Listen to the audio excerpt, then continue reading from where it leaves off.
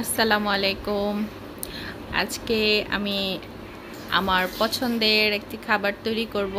আর আমি যেহেতু ডায়েট করতেছি, তো এটা আমার ডায়েটের মধ্যে খাবার আর কি। হানি নাটস তৈরি করব। এখানে অনেক রকমের 4 রকমের বাদাম নিয়েছি। কাঠবাদাম, কাজু বাদাম, পেস্তা বাদাম আর হলো এটা আখরোট।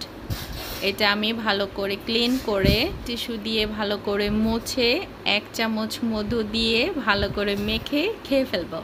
এটা হচ্ছে আমার বিকালের খাবার। বিকালে যেহেতু হালকা খিদে লাগে, ডায়েট করতেছি, এত বেশি ভালো খাই না, ভালো খাওয়া হচ্ছে না, তো হালকা পাতলা তো খিদা লাগবেই, আর খিদা লাগলে তো কিছু খেতে হবে।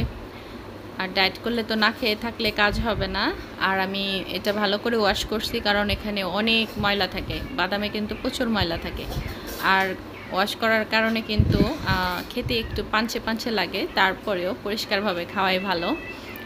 আর আমার একটু আমি যদি এটা একটু ধুয়ে একটু শুকিয়ে রাখতাম, তারপরে এটা বানাতাম, তাহলে খেতে আর একটু ভালো লাগতো। কিন্তু আমার যখন যেটা দরকার তখন সেটা আমি বানিয়ে খাই।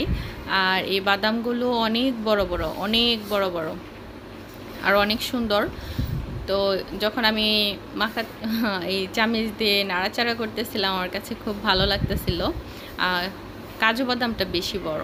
এখানে আমি 1 চামচ মধু নিয়েছি, আর এখানে 15-20টা বাদাম আছে। তো মধু দিয়ে বাদাম খাচ্ছি দেখে যে ওজন কমবে না তা না, ওজন কমবে, আবার স্বাস্থ্য বাড়বে না।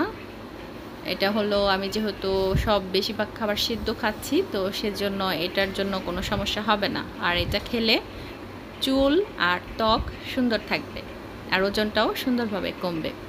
তো সবাই ভালো থাকবেন, সুস্থ থাকবেন। আল্লাহ হাফেজ।